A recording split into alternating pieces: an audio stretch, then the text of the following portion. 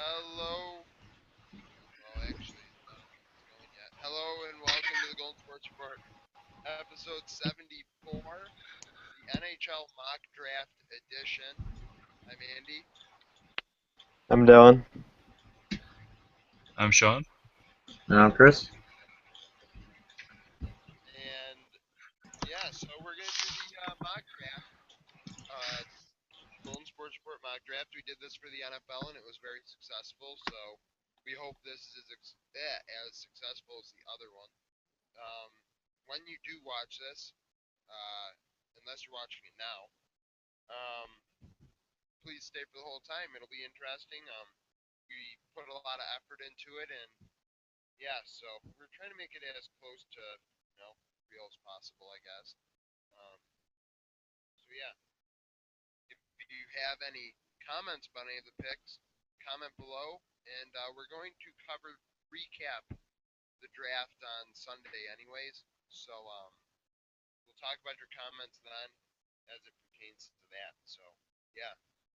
And I guess to start it off, I have the Florida Panthers, and they are deep at center, very deep. They have Purdue, they have Magistad or whatever. Uh, their strengths are goaltending, size, speed, and grit. So they have pretty much everything you need on a team in terms of characteristics. So it made it kind of hard to figure out like what type of player they wanted. But position, it was very easy as they have a lot of depth at center and defenseman, and their weaknesses was right wing depth and top end defenseman depth because they do not have a top end defenseman, and this is the year to get a top end defenseman. Aaron Ekblad goes number one um, from Barrie, Ontario Hockey League. He had 59 points in 67 games. That includes playoffs. Had 105 penalty minutes. So he puts the puck in the net and he puts himself in the box. So that adds to the grit. That adds to the skill. They say that he will be a 30-minute a game player. He does that in Barrie at 17 years old. He is one of two players to be put into the Ontario Hockey League at the age of 15. The other is John Tavares. So you know that you have to be really good to do that. Even Sidney Crosby was not able to play in the Ontario Hockey League at 15 years old. And they say that he can play in all situations. And the weakness was, the one weakness they tried to say about him was, at worst, he will be a very good defenseman. So at worst, he'll be an all-star. So that's as guaranteed as you can get. So with the first pick, I chose Aaron Ekblad. And yeah. So next is Chris and Buffalo Sabres.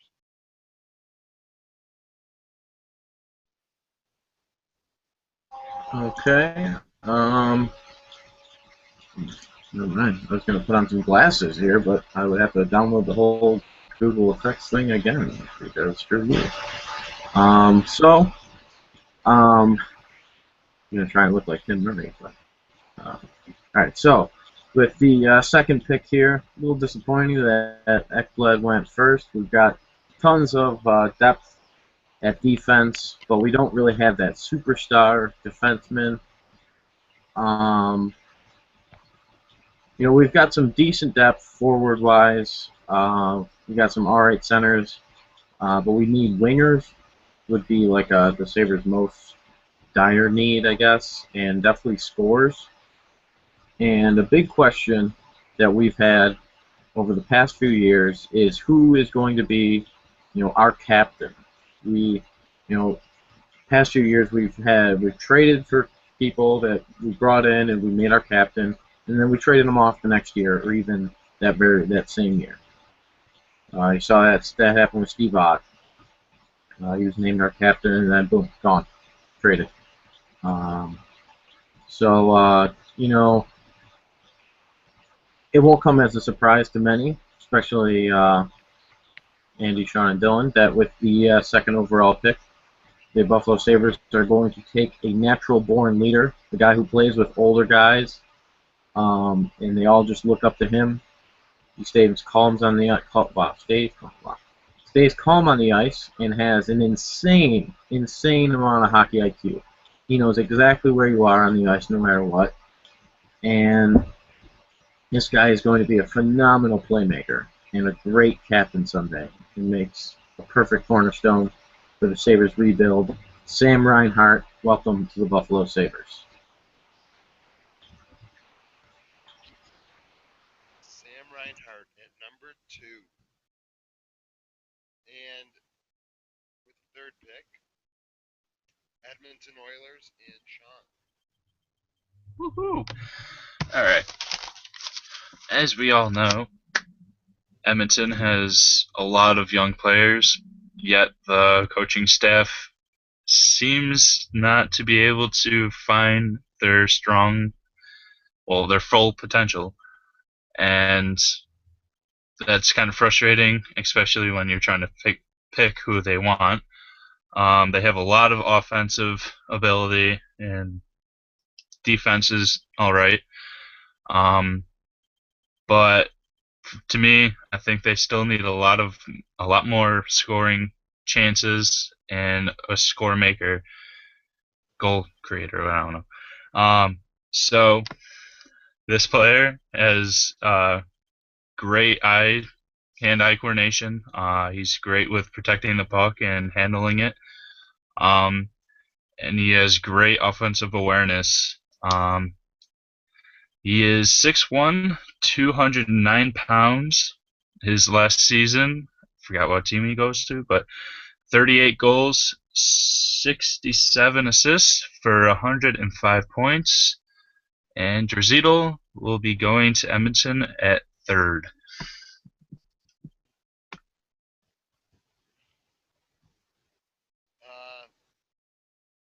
And the boy Sam Reinhart at the top of the NHL.com rankings has fallen. You wonder if that has to do with pull-ups. Um, in in the actual NHL draft, that's what they're going to consider is lack of pull-ups. So that's the thing. Dylan has the Calgary Flames with the next pick. All right, so with the Flames, they're obviously young, mostly young rebuilding team. They could use a forward or a defenseman in the draft. However, with Ekblad off the board, there aren't really any worth garnering consideration for at pick number 4. So we look to the forwards, and something that the Burke and the head guys at Calgary look for are high hockey IQ, strong work ethic, and they tend to favor North American prospects. I don't exactly know why. That's just a tendency I read about. And they've got good young guys in the system. We saw Sean Monahan this year. Johnny Gaudreau is going to be coming up. They've still got Sven Baertschi. They've got Max Reinhart, Sam's older brother, but Sam was already drafted, unfortunately. So the fall is going to stop here for Sam Bennett. I know he gets bashed for his inability to do a pull-up, and I already defended him in a previous episode. But, I mean, if he's NHL.com has him ranked as the number 1 North American skater, and I don't think the inability to do a pull-up knocks you down that far. He's still going to be a top 5 pick in my opinion, definitely, without question. He'll build the strength. He'll come into the league, and I'm sure he'll do very well. And maybe if he's 6 foot 178, so you can tell that there's room for him to build up a little bit of strength. But maybe when he builds his strength, he'll come into his own and be a great pick here at number 4, and show the Flames that potential that he's shown in the OHL this year when he had 91 points in 57 games. So, with the Calgary Flames, I'm taking Sam Bennett. Sam Bennett is picked. And with the fifth pick from the New York Islanders, we go back to Chris. Um, here there's a couple guys that we could take here with the New York Islanders. Garth Snow is kind of put himself in a bad spot. It's not a terrible spot, but it's just out of that top four, where the next guy on the board doesn't have like top tier elite talent, but he's still a really good goal scorer, especially on the power play. A couple years ago, he had scored only 15 goals, and then last year he got put onto the power play, and his goal scoring went from 15 to 39 goals in one season. The bash by, well, he's a decent sized forward, but he's not going to wow you with a lot of his skills, except for his cannon of a slap shot. Michael Dale Cole will be joining the New York Islanders prospect pool here.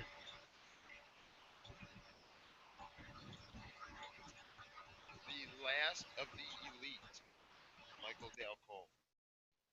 Now it kind of gets a little murky, at least in my opinion. I don't know how everyone else feels. But at number 6, Vancouver Canucks, we go back to Dylan. All right, so with the Canucks here at 6, as Andy said, it does get a bit murky here because I agree that there's almost the top four is, in my opinion, set. Del Cole is most likely, I think, to go 5, but then after that, there's a variety of directions you could go. As for the Canucks, they're in a tough spot because they're not exactly the youngest team, but they have the 6th pick, so obviously they didn't do that well this year. They've got a couple good prospects in Bo Horvat and Hunter Shinkaruk, who were early first-round picks, or early to mid-first-round picks the past couple of years, I believe. And one of the things is that they need to focus on drafting a winger. And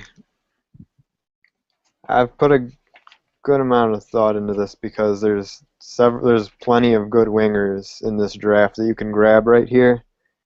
But the one that's been standing out to me is Jake Virtanen out of the WHL. He's 6 feet tall, 208 pounds, so he's got good size. He was a point per game last year in the WHL with 71 points in 71 games, 45 of his points being goals.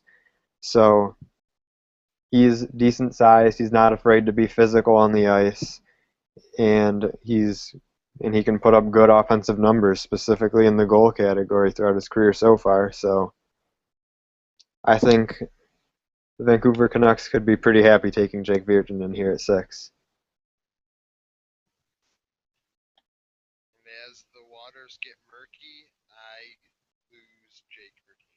So with my next pick, I have the Carolina Hurricanes at number 7.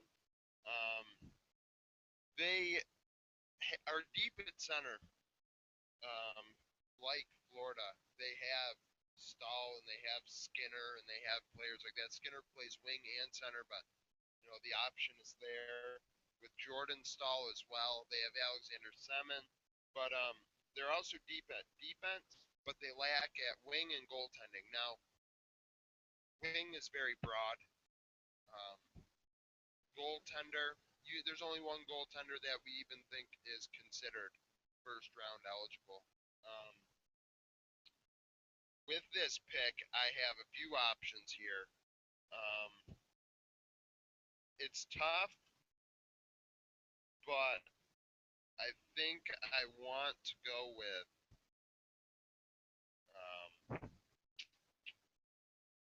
I'm gonna go with William Nylander, the center right wing out of Modo. He was not as any of my options. I just thought about it, but he is explosive, dynamic, fast, experienced. I think those are 4 big things that you wish any player had on your team.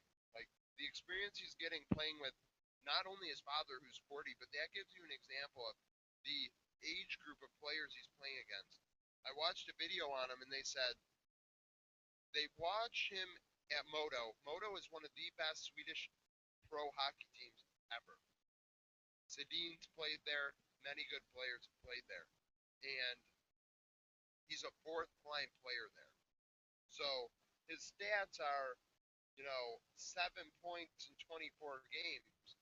But they watched him at World Juniors, and I believe he put up like more than a point per game, and he just dominated the ice, and everyone was like, and that is why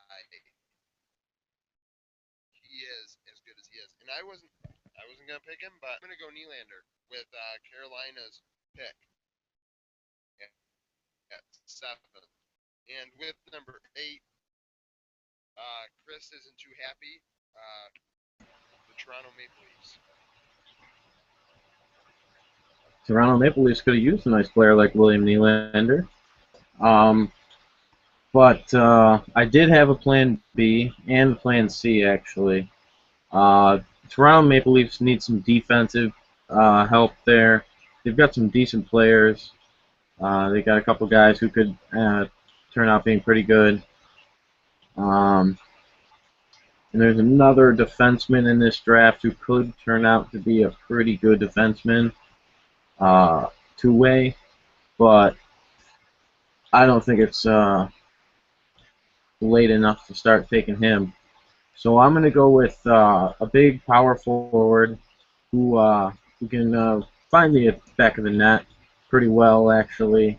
I know there was one game he actually had 5 goals in one game. He had 39 goals this season and 74 points. I don't know how many games that was in. That was in 61 games. So 39 goals for like a power forward. Kid's 6'2", 230 pounds. He'll fit in well. He's going to be a tough player for Toronto. He's going to suck being his rival at Buffalo. Nick Ritchie is going to be taken here. Nick Ritchie, the big boy out of Peterborough. With the next pick at number 9, Winnipeg Jets, Dylan.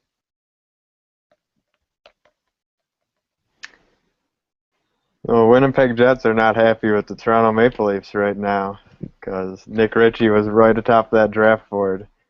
Something that needs to be addressed by the Winnipeg Jets here at 9, aside from everything, is that one thing is that they need another high impact player, and you can find that at 9, but if you make the wrong pick, then it's just as easy to miss.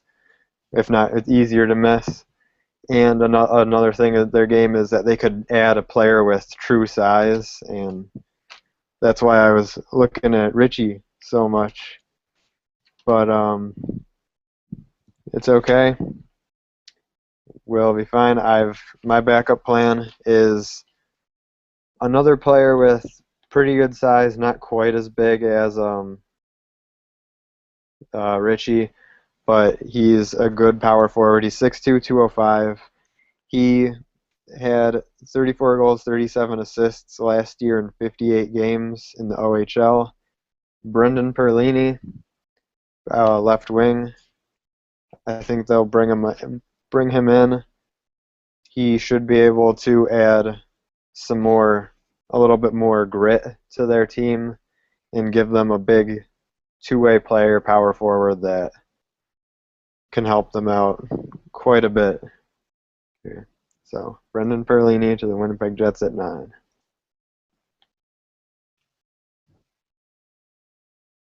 the waters continue to get murkier. At number 10, with the first of 2 picks with the Anaheim Ducks, Sean.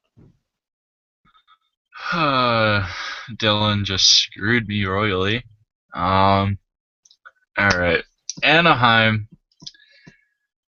they really helped themselves out with this pick, even though they lost my favorite player, Bobby Ryan.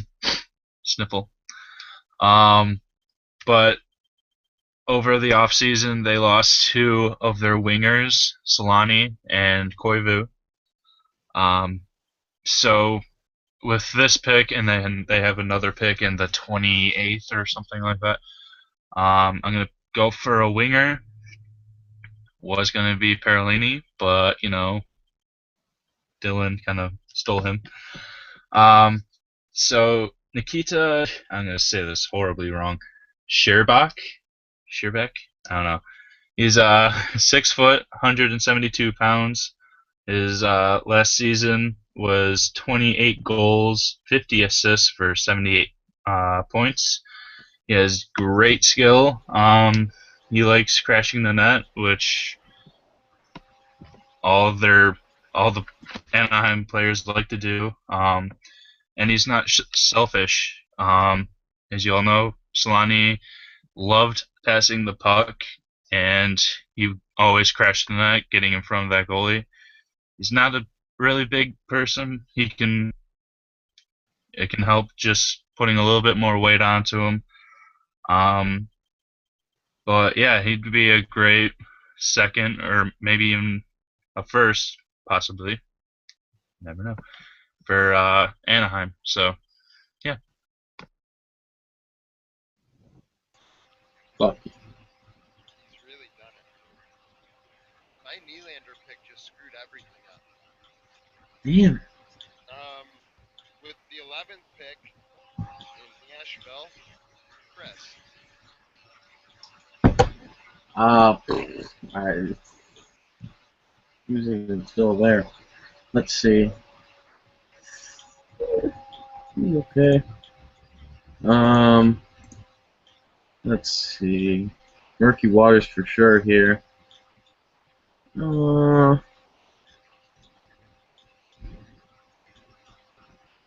they could take a chance there.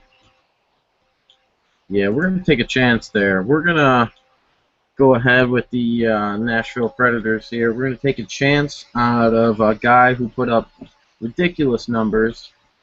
Well, not ridiculous, but 104 points in 63 games. 49 of them were goals. So nearly 50 goals in this season. Nikolai Ehlers. We're taking I say we're taking a chance on him because he's from the QM. What is that? The QMJHL, and that's a high scoring league. We saw that with Mikhail Grigorenko. He scored all those points, but everyone scores a lot of points in that league. So, if he works out, they could have a top winger here, and that is what Nashville needs. They have good defense, great goaltending, decent prospects for the forwards, but they don't have a high-end scorer, and Nikolai Ehlers could turn out to be just that.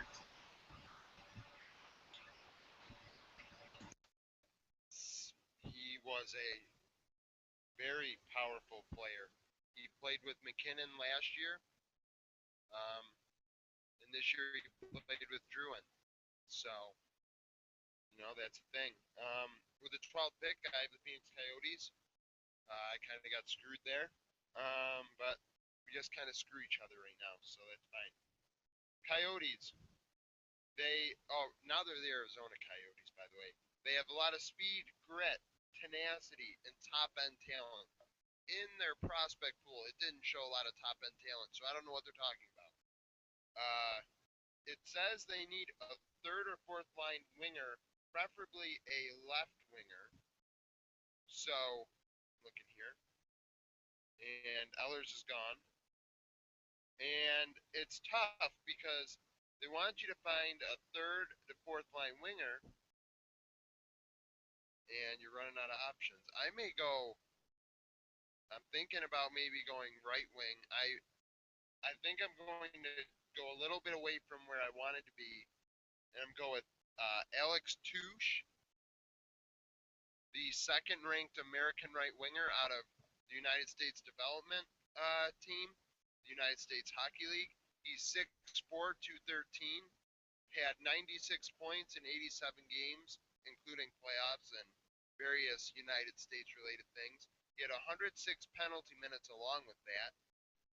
He is projected as a top line player. He works very hard. He's a big power forward, like I described. He's a big forechecker, and they think that it's a short development time for him. Kind of think of Zemgus Girgensons, maybe a little bit better Zemgus Girgensons in terms of offensive potential. So I'm going with Alex Touche with the 12th pick. So yeah, and with the 13th pick and the Washington Capitals, Chris, you're back. Um, here there's a couple of things that they need to shore up. They need, they thought they had a superstar defenseman in Mike Green when he had all those points and goals a couple of years back, but that was obviously just a fluke because he hasn't been good at all. Well, at least not that good. They've got a couple other decent defensemen. Obviously, they've got Ovechkin. I don't know how long he'll be there for long, and they've got they've got some other decent forward prospects in Kuznetsov, but I think their top need right now is to bring in a defenseman. And in order to do that, we're going to grab the second best defenseman in this draft, and we're going to go with Hayden Fleury. He could be something good. He plays for Red Deer. He's probably not going to be up this year. Probably not next year either, but he could be something pretty decent.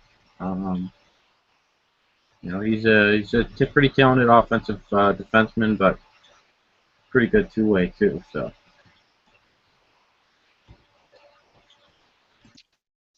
Second defenseman off the board at number 13. And with the 14th pick in the Dallas Stars, Dylan. I need to stop picking behind Chris. Hayden Fleury was looking really good for Dallas, but as defense is one of their biggest needs, I was hoping to get a good defenseman here. Then by the time they're ready to come up, we could bring up Jack Campbell. Ben and Sagan will still be there with Nichushkin and all those other young guys, but that plan has to work, so we have to look at a backup plan. This player, any of the next couple defensemen, there's a couple good ones, and there's some you can take a chance on here, but I'm not sold enough to go. And this is a player that I expected to actually go sooner. I know pre-draft everyone sort of had second thoughts about this guy, but the Dallas Stars GM, one of his draft tendencies is that he loves Scandinavian players, so we're going to Finland with Kasperi Kapanen right here, bringing him to the Dallas Stars. It's pick number 14. I learned to count, but Kasperi Kapanen. Son and grandson of former NHLers. And with back-to-back picks, Sean, you have the Red Wings and then the Blue Jackets.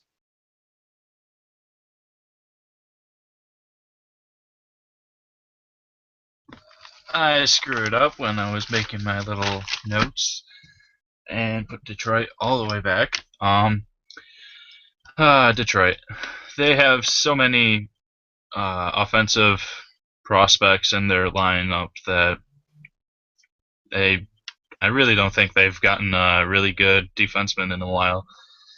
So, Detroit needs some defense, so no idea. Screwed me up. Hold on a second. Alright. So, defense. They're going for Roland McCowan. I think that's how you say it. He is 6 foot, 195 pounds. In his last season, he had 11 goals, 32 assists for 43 points. He's got a brilliant shot from the point. He's physical and he's nice and bulky.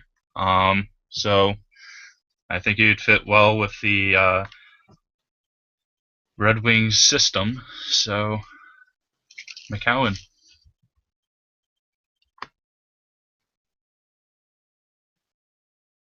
And then Columbus is next, right? Yeah. All right. Yes. Okay. Yeah. Columbus. I don't know. They're they're in a pickle because they have the goalie and they have a nice defense and offense, in my eyes at least.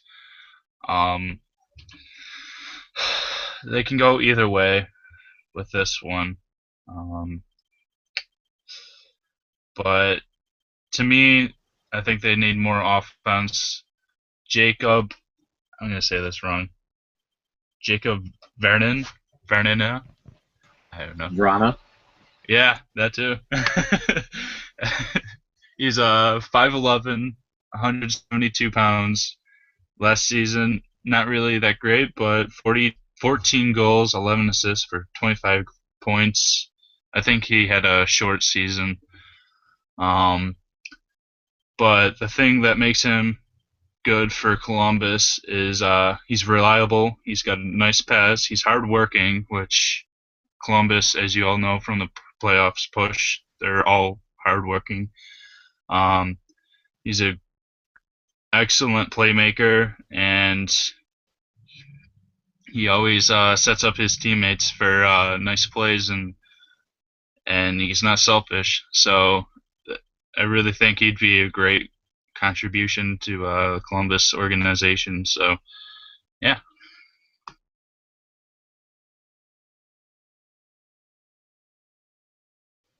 Who was just picked? Jakob Vrana. Got Who picked was for just him. picked? What? Who? Right. Jakub Vrana. Oh. That's who you picked. Jakub Vrana. All right. I have the next pick with the Philly Flyers at 17. As we all know, they're a very gritty, physical team, Broad Street bullies, everything like that. They have a lot of NHL ready prospects and they're deep at defense. But a Hartnell away for RJ Umberger. And people are starting to say that with the new system in place, them not really doing that well in the playoffs. And, even we talked last episode, really Claude Giroux carried the team to the playoffs. They need to change their system, and they're going to a more lighter system, not as many gritty players. They are shallow in net. Now, this little bit early for Demko. As much, like, the mock drafts have him going just at 18. It's hard not to take Demko here. And I really want to at the same time. And I think I'm going to do it. I'm going to take. Oh, I haven't even had it on me. I'm going to take Thatcher Demko at number 17. A little bit too early. But Billy's biggest problem.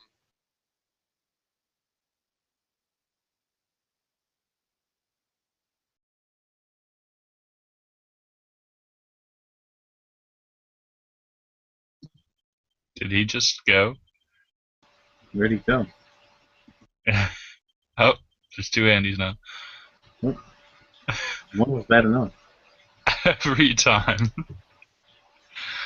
Oh god.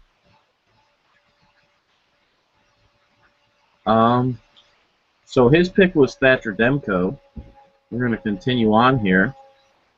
I have the next pick with Minnesota Wild. Luckily, the next pick is not Andy, so we don't have to worry about him being gone. And Minnesota Wild would have liked to possibly have Thatcher Demko, although I don't really know they need him because I think Darcy Kumper is good enough. I was hoping for some reason that Nikita Sherbak would fall here, but he went at number 10, so I don't know why I was thinking that. Um, I think here they need to get some centers into their organization here to replace Miku Koivu, and I think here we're going to have to go with Dylan Larkin, described as a skilled center, more willing to go into the dirty areas of the ice to battle for pucks. But he will have to spend some time in college in University of Michigan in order to perfect his game. But once he comes up, he should be a pretty good player. Uh, yeah, Minnesota Wild. You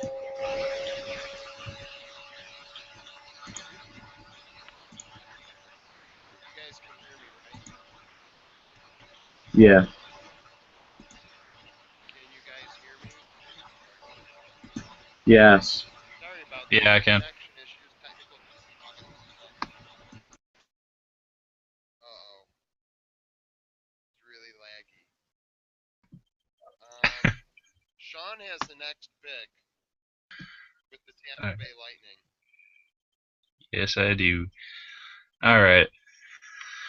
Um, for this one, I was really confused. I was looking at all these mock drafts, and this player is all the way back to the 28th on most of them, even worse. Um, I really don't understand because his stats are pretty good for going at 28th. So I'm gonna move him up to Tampa Bay's first pick, and not their second. And it's going to be Robert Fabry or Fabry. Fabry. There we go. He's 5'10". He's a center, and his last season he had 45 goals, 42 assists for 87 points. I don't understand why he was all the way back here. Might have been personal reasons. It might have been his ethic, but looking at all the reports on him, he's consistent. He's a playmaker. He's elusive and quick. His hands are ridiculous, as his stats show. So for Tampa Bay, losing Marty St. Louis, who was a fast and skilled player, I really think that this Fabry guy can come up and take his place because I personally don't think that Callahan can. I think that's who they traded for him. But yeah, I think he would be a nice addition.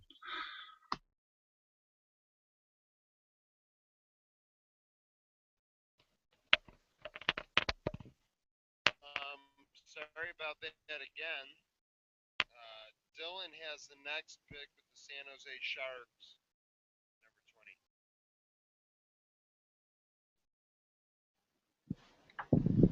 20. Alright, so with the San Jose Sharks, there's a couple different directions they could go here. They could use a good defensive prospect.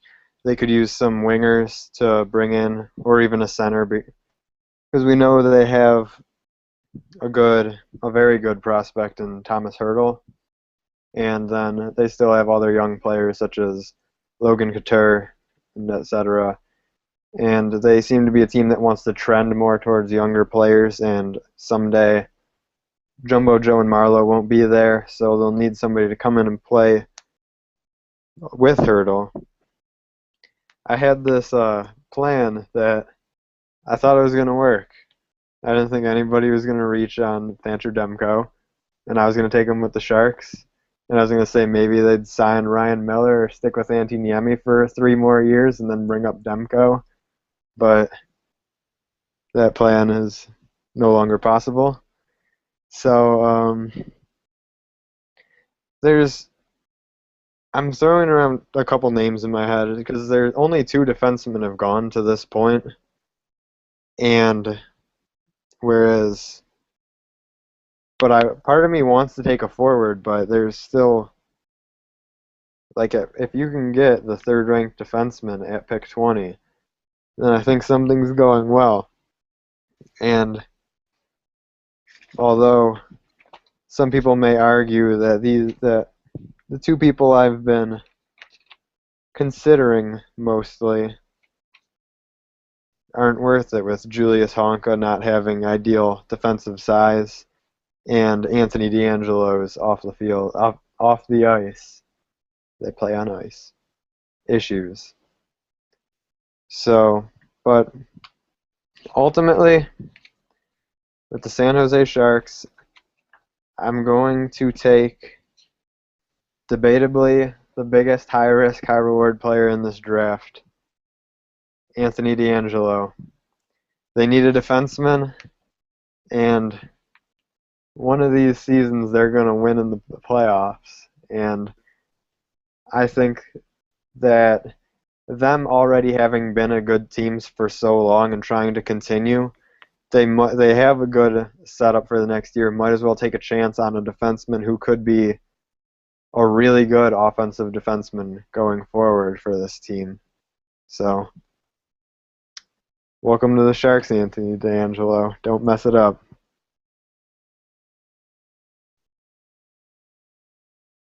He had a lot of points. With the next pick and the St. Louis Blues, Sean. All right. St. Louis, in my eyes, needs a little bit more offensive players. I don't know. There's a lot of players that have gone that can obviously help with this team. But there's one that is, in my eyes, pretty good and would fit into that St. Louis organization, and it's Jared McCann. I think he hasn't gone yet. Am I right? All right. He's a center. He's 6 foot, 175 pounds. Last season, he had 27 goals, 35 assists for 62 points. His great hands and puck handling. His passes are spot on. And he's great on the PK, which is great. Help out the, I think it's Elliott that's still there. So he's always dangerous. He's always looking to intercept the puck. And he's got great offensive awareness. And St. Louis is always dangerous, so I think that's where he belongs. So. Jared McCann at number 21. With the 22nd pick, Pittsburgh Penguins, Dylan.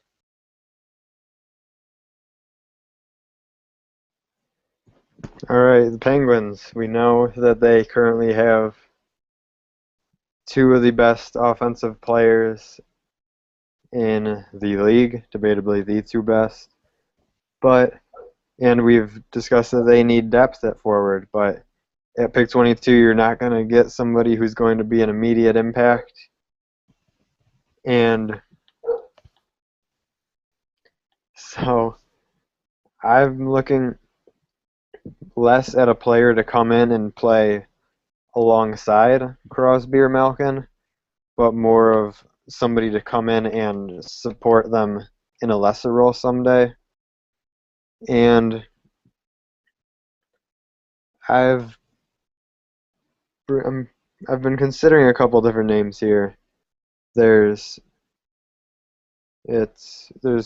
numerous directions I could go, but ultimately we know the Penguins as an offensive team, and we don't know them as as being tough at all or anything like that. So they need to add grit, and I think they could do that with Adrian Kempe out of Europe. He's played in Sweden, He's 6'1", 178, so he can put on a little bit more muscle still. But he plays a pretty physical game. He's been playing in men's level hockey in Sweden, so he's been playing with grown men, and he's been praised for leadership on and off the ice. So he's one of those guys who could be a really good addition. He's not going to come in and blow you away alongside Crosby or Malkin probably, but slide him in on that third line maybe, and he could be phenomenal for them in terms of providing true depth at at the position of forward, which is something we've addressed as a big area of interest for that for Pittsburgh's GM to look at. Needs depth. Pittsburgh definitely needs depth. Um, Kempe at Sean. With the 23rd pick in the Colorado Avalanche, I have them. I want to go one or the other. I have two options here, and I'm not really afraid of saying them. I want really badly to go with Sonny Milano. I want to go with Sonny Milano, but I also want to go with Magyar, and I also want to go with this Fiala kid, top European ranked left wing that hasn't went yet. Now, Fiala fits in terms of how long it'll take, as does, you know what, I'm going Magyar. I am going Magyar out of Kitchener in the Ontario Hockey League. He is a right wing. He is 6'2", 194, 46 points in 66 games, 20 penalty minutes. But he's projected as a great two-way player, smart, has the definite tools to be an NHL player. He is physical and he forechecks a lot. In this team, Colorado, they are deep at defense. They are good in many different places. Obviously, they have a great young team with Duchesne, Landeskog, McKinnon. If they keep O'Reilly around, they're still very good. They definitely don't need a goalie, but I will take Magyar out of Kitchener, right wing, with Colorado's pick.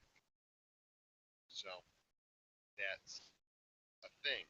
With the next pick at 24 and the second pick for Anaheim, Sean.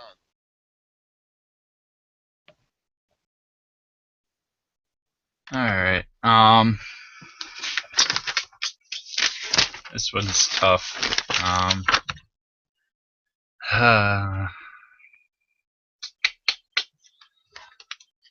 This is gonna take a while. I'm sorry. I'm gonna go with another winger. I'm pretty sure he didn't go yet. Ivan Barbashev. I think I said that wrong. He hasn't went yet. All right. I'm not gonna try to attempt to say his name because Russian. Just never mind. He's left winger. He's 6 foot, 181, 25 goals, 43 assists, and I want to say that's 65 points. I don't know, 68 there. But again, he's a playmaker, quick hands, strong skater, battles for the puck, which Anaheim is known for. They never really give up on pucks. I really think that he would go well with Smith Pelly. He likes to pass, obviously, with the 43 assists. And yeah. Ivan Barbashev.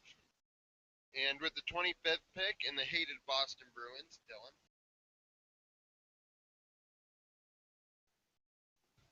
The hated Boston Bruins. Normally I'm Boo! normally I'm okay with that, but at the moment I can't say I appreciate it. Acting as the Bruins GM here, but Bruins, we know them as a very good defensive team, a very physical team, great two-way, and I didn't do a ton of like scouting for like their biggest need because they're the Bruins. They could go in a couple different directions here, I think. Um, but one thing I did see as a need and something that I was considering prior to seeing this is that they could use a player with to a scoring forward, but not a guy that would be on their first line or so, like scoring forward depth. And I told Andy this at work today that I was going to draft. That there were three players I was going to draft, and I was right. Joshua Hosang, off the ice. A lot of people are. He's on a lot of do not draft lists. I'm going to be honest. I've read that. But here at pick 25, it's where's it? He's a great offensive talent, but that all those off the ice issues have been knocking him down. The Bruins are a tough team. I think they can sort of keep him under control, teach him how to sort of carry himself and present himself. Um, Maybe he can learn from Patrice Bergeron a thing or two because he's one of the best in the league at carrying himself. The winner of the NHL 15 cover vote. Fun fact. But Josh Hosang, he's definite. I'm not gonna say that he's not a huge risk right here, but he's he has the potential to be really good. He did he did the most pull-ups at the combine. Fun fact with 13. So he's got some strength to him. He's not just offense. He's 5'11", 175, and last year in the OHL he put up 85 points in 67 games. And for the 25th pick, I think that's pretty good. So for my second consecutive pick, nope, not my second consecutive, the second time in this draft, I'm going to take a high risk, high reward pick right here and go with Josh Hosang.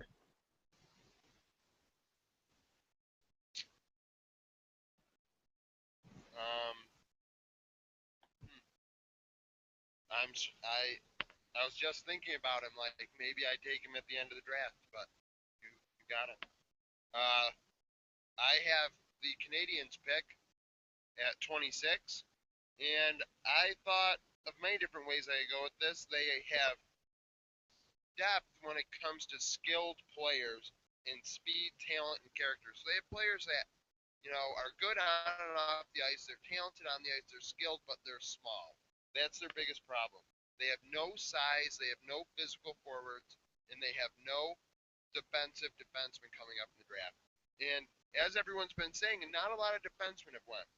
I was thinking of Ryan McGinnis, but Ryan McGinnis, he's really all you're going to get is like 40 points out of him. So I was thinking there's many defensemen still left. Like you go Peterson, the top-ranked defenseman out of Europe, but I like Dougherty or Dowdery out of the United States development team, USHL, 6'1", 186, 34 penalty minutes, but I mean 34 points, but 99 penalty minutes total throughout the season. He is projected as one of the top all-around defensive defensemen in the draft. He is one of the most physical defensemen, and he has a great first pass. So you can rely on him to make the smart play and clear the front of your net out on the power play and all this stuff. So I would Jack Dowdery, or however I say his name, out of United States development team at 26. So at 27, Chicago Blackhawks, Chris. First pick in a while here. I was getting kind of worried that a couple of my guys that I wanted were going to fall off. One of them did in Ivan Barbashev, but that's okay. We can survive. There's quite a few decent players still left here. The third-ranked defenseman, Julius Honka, is actually still here. On all of our rankings, he's ranked way down. He would probably be changed into a forward, we all think, if he even came up, but that's not really where Chicago needs to go here. I think Chicago, I was hoping to use Ivan Barbashev to maybe replace a couple of our bigger, older guys, Patrick Sharp, Marian Hossa. I'm not going to say that he's going to be Patrick Sharp, Marian Hossa ability there with Barbashev, but he's a good start. But since he's gone, I'm going to go the complete opposite direction, and I'm going to go with someone a little bit smaller. Goes by the name of Nikolai Goldobin. He's 5'9", 180 pounds, but size is no issue to this kid. He scored 38 goals and 94 points in 67 games in the OHL out of Sarnia, and this kid he's going to be pretty good. 94 points in 67 games in the OHL. That's pretty good. I think that's like, what, 10 less than Sam Reinhart? So 10 less points than Sam Reinhart, and he was 25 picks away from him. That's not, it's not bad there. This guy's going to be an offensive talent, not much defense there. He's only 5'9", but you don't got to really worry about that with the defense that you have in Chicago. You got some really good defensive players there. So, yeah, Nikolai Goldobin. And with the 28th pick, acquired by Tampa Bay in the Ryan Callahan Martin St. Louis trade, Sean. All right. I kind of screwed this up, but it ended up working, I guess. St. Louis, I think they're going to be taking a new defenseman. I was kind of worried because both of you guys said his name, Marcus Patterson. He's a pretty big guy, 6'3". He's a little skinny with 168 pounds. He scored 4 goals, 14 assists, 18 points. He's got great defensive IQ. He's tall, lanky. He's a good two-way forward or defenseman. He's got nice passing, and he rarely makes a bad decision. The only really bad thing is his weight. I think if he can gain some weight and muscle, he'd be a pretty big threat. And with St. Louis or Tampa Bay, I really do think that he'd be a big threat with that team. So, and help up his goalie. So, yeah. Peterson, the top-ranked European defenseman. And with the 29th pick and the Cup-winning Kings, Chris.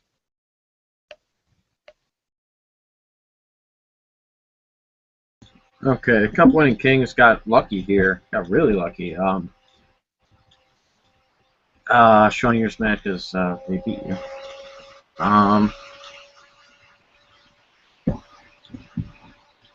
got a little worried that Andy was going to take him earlier, but then he started dropping and dropping and dropping some more, and I knew Sean wasn't going to take him.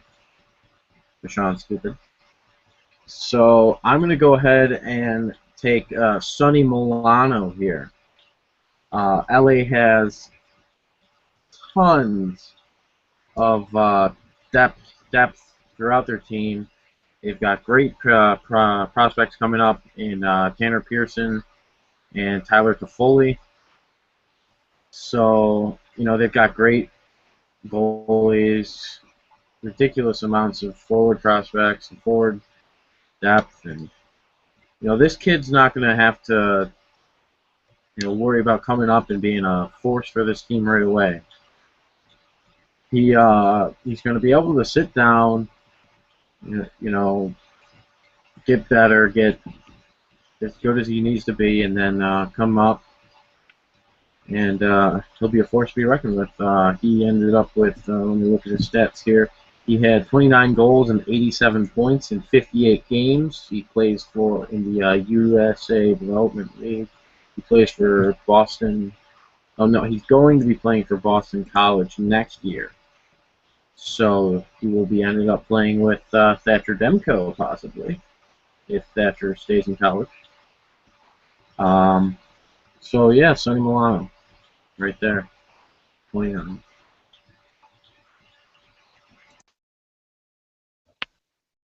Well, you eliminated one of my three options with the last pick in the draft with the New Jersey Devils, the pick that they didn't have until Ilya Kovalchuk left. Well, they tried to sign Ilya Kovalchuk to a long-term deal that was against the rules in CBA, so the NHL took away the pick. But then they sold the team to new owners, and Bettman kind of felt bad that the new owners didn't have a first-round pick. So they gave him the last pick in the first round. Now, I wanted to go Milano because New Jersey New Jersey has a lot of pro-level prospects. They have a talented defensive core of prospects, and their goaltending's okay. Now, we all know Martin Brodeur is getting older, and they just traded for Corey Schneider. Now, I think, well, after Dylan said that San Jose thing, in the back of my mind, I was hoping maybe if I didn't take Demko, that he'd fall this far, but I didn't believe it, and good thing I didn't do that. But what they do need is a right winger, and every team needs this, but they need a elite forward prospect, a forward that can score at will. And it's hard to get one at pick 30. It's been done. It's been done, but it's hard to do. And it's in between. I have in between two names right now: Pasternak out of the Czech and Walmark out of Sweden. Now, Pasternak kind of reminds me of another Czech player they have in Patrick Elias, and that's the player they've been built around for the last 15 years. And I don't think there's any better player to replace Elias. Sweden, he plays in Sweden. Was he born in Sweden? I know he plays in Sweden, Pasternak. He's being compared to Krejci, so I think he's Czech. So I'm gonna take Pasternak. If I find my stuff here. He is. Oh my gosh, all these papers. Sorry. He's a highlight reel waiting to happen. He gives effort at 100%.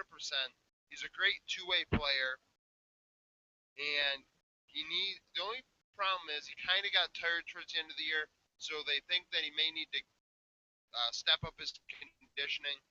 But with a team of older players, it'll serve him right to play underneath these players and learn how to carry himself, like Dylan said with Hosang and D'Angelo. These older players can help Pasternak come along, especially maybe one of his heroes in Elias. I have to look up Pasternak. We have to get to over an hour anyway. But yeah. So I'm gonna take David Pasternak with the last pick in the 2014 NHL GSR mock draft. We did one round. We didn't do three because that was kind of adventurous for us.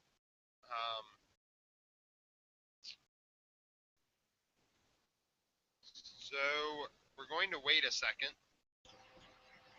Chris, you can present your topic, and we'll talk about it.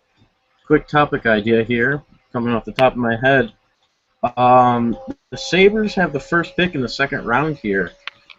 Of all the players still on the board, there's some guys who were projected to go mid to late first round. Um, who do you think you get? Who would you like to see them go for? Personally, I'd like to see them go for Nick Schmaltz or Kevin Fiala. Kevin Fiala is the highest ranked winger out of the European League, so that could be a thing. Well, it is, that's true. I consider Fiala. Maybe even the Walmart kid, but he wasn't projected to go that high. How about Brandon Lemieux? I know We you could do talked Brandon about him. Lemieux. Yeah, Uh, I was thinking Brandon Lemieux until you mentioned that he was being compared to Matt Cook, and we don't need a Matt Cook type of player. So that's true. And I just checked. Pasternak is definitely checked. But yeah, like you have Fiala. I think Kamenev projected to go in the first round? Not sure, but there are definitely some um, players who could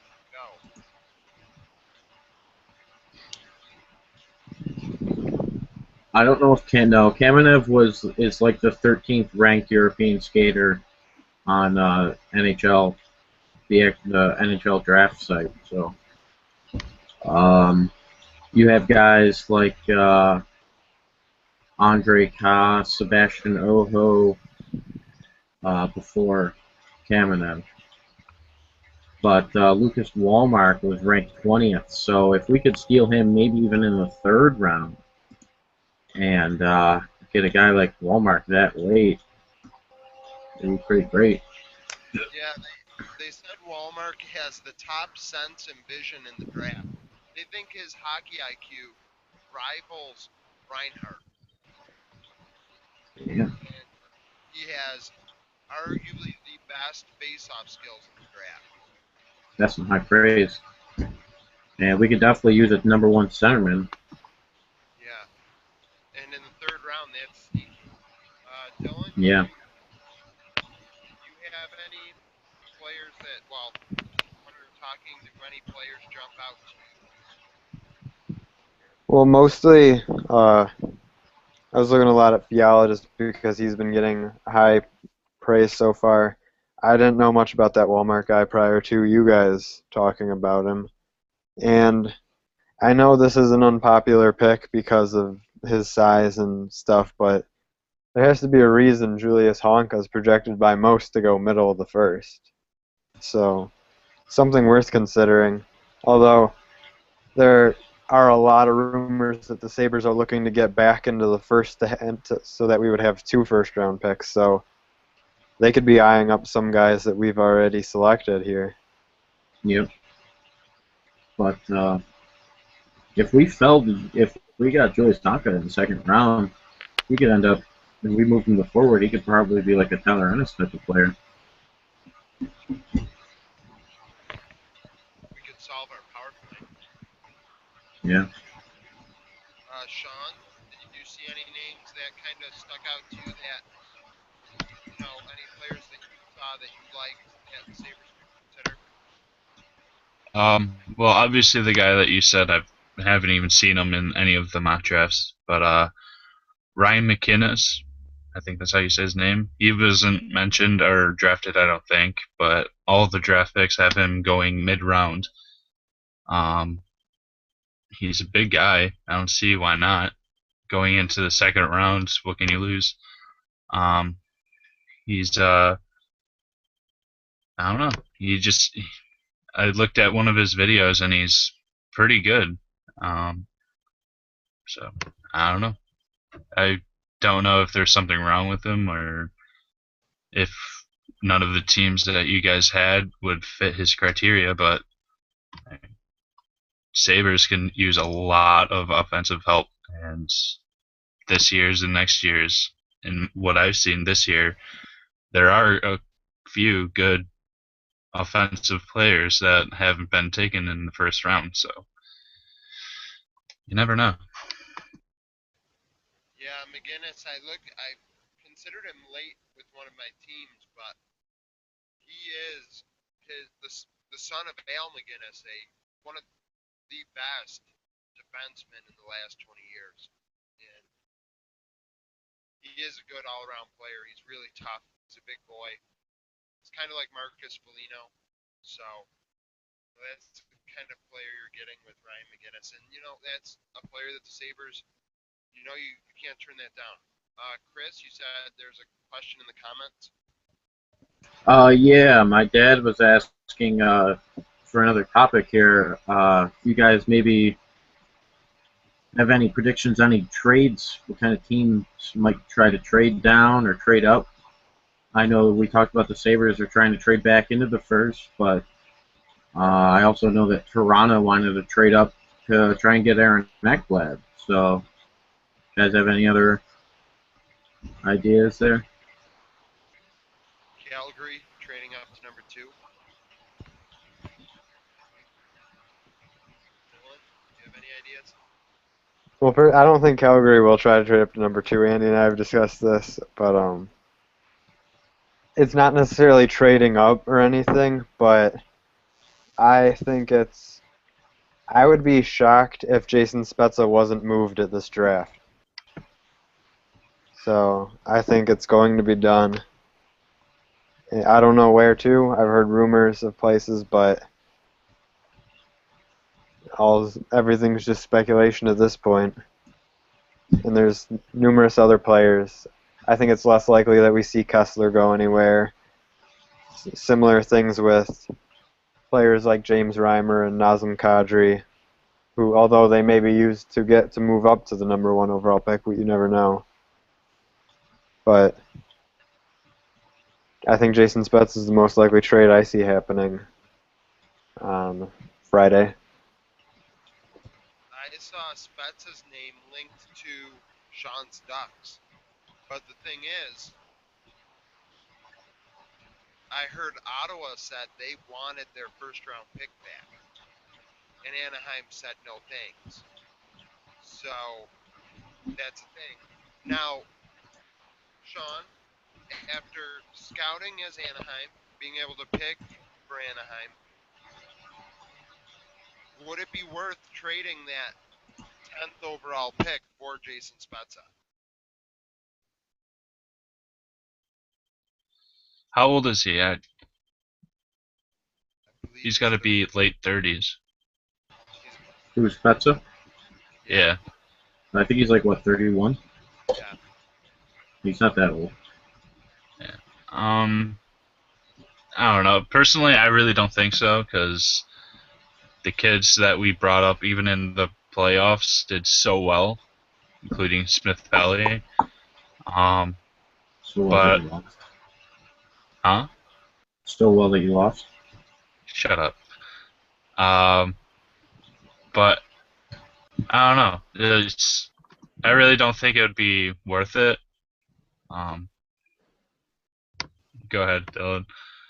I was just going to ask you, you don't think they'll miss the veteran presence of Solani and Koivu and think that Spezza could be a good addition to sort of help try to fill the void? I know you're never going to fill the whole void left by Solani's leadership, but as an attempt.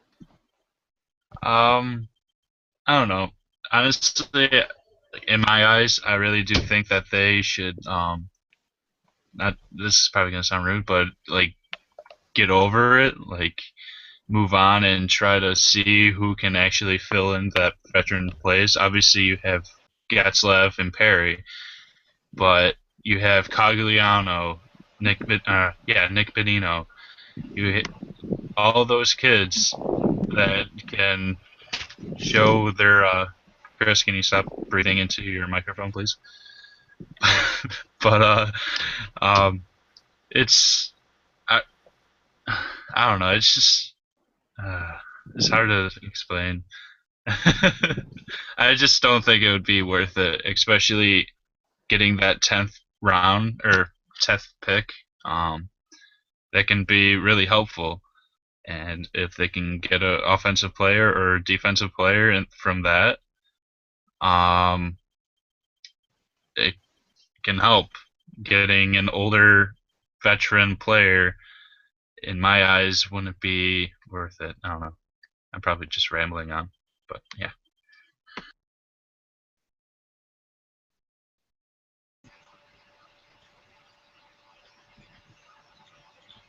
I real quick, I think we're gonna see.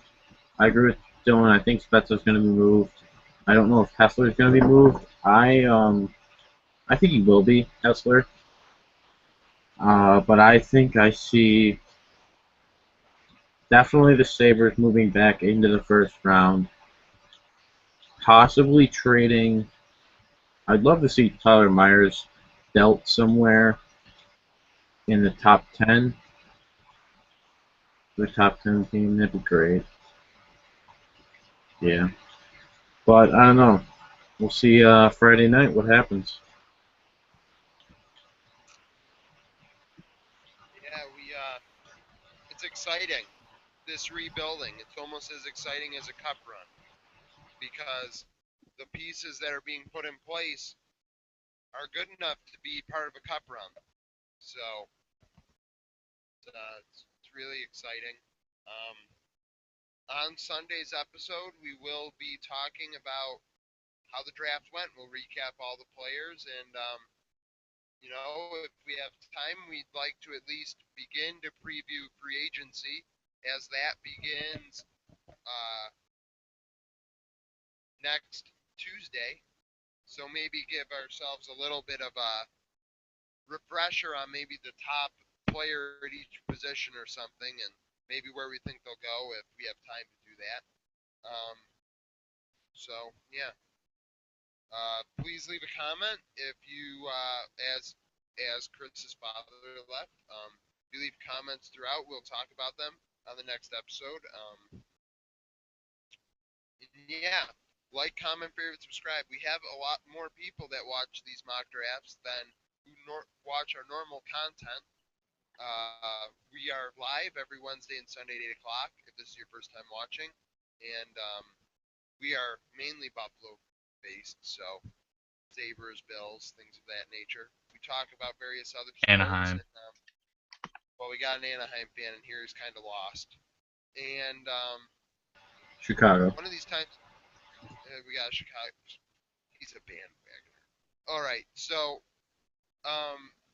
we're gonna take, and one of these episodes we have to shave Sean's head. On a previous episode, he did say to the public that he would have a shaved head. He'd have a shaved head if Anaheim lost to LA, and they did. So he has to live up to that eventually, and stop being a pussy about it. So yeah, thanks for watching. This was the Golden Sports Report episode 74, and we'll see you Sunday at 8 o'clock. Bye. Bye.